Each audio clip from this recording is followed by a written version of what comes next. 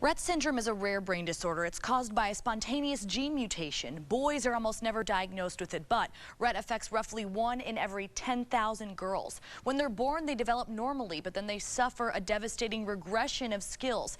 That's what's happening to 9-year-old Taryn from DeWitt. But with her family's help, she's rising up against Rett syndrome.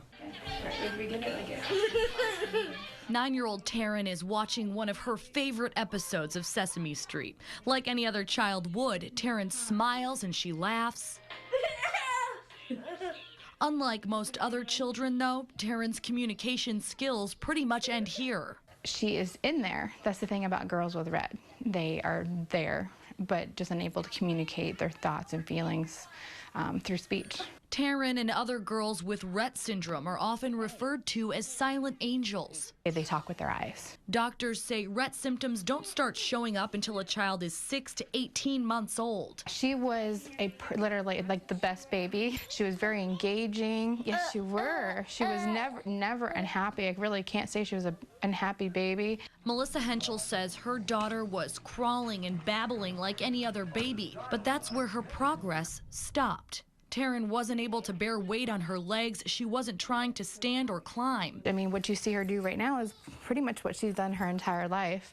At 18 months old, the family began visiting different doctors. Rett was mentioned in the report, but as unlikely. It's actually very rare. Just anecdotally, over the top of my head, in my last 7 years of practice and 2 years of residency, I have seen one Rett syndrome case in my residency, and it is difficult to diagnose. So, for 6 years, doctors couldn't give Taryn's family any answers. Then, after a seizure-like episode, a neurologist diagnosed Taryn with Rett syndrome. And you cry. And why?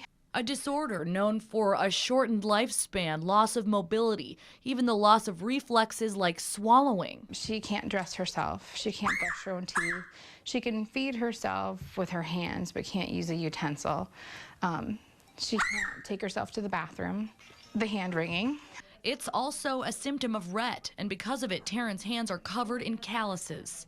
In May, Taryn started having seizures. We had a seizure every hour, hour and a half for 3 days. There's no treatment for Rett, and there's no cure, but there is hope. The sooner that we have people, know what Rett is and know that it is possibly a treatable, possibly curable disorder, the fewer parents have to worry about losing their daughter.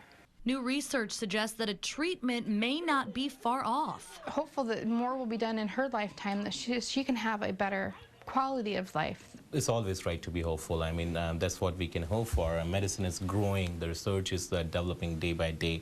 In the meantime, Taryn's family continues to raise awareness about this rare disorder. She is more than Rett syndrome. Rett syndrome is what's holding her back.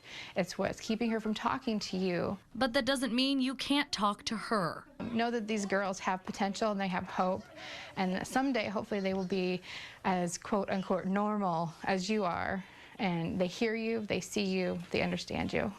She can understand, but because Taryn really can't communicate, she has her own informational card. You see it here. It's purple. It has her picture on it. Her family hands it out to people when they meet Taryn. That way they can find out about Rett syndrome and learn more about this 9-year-old rising up against it.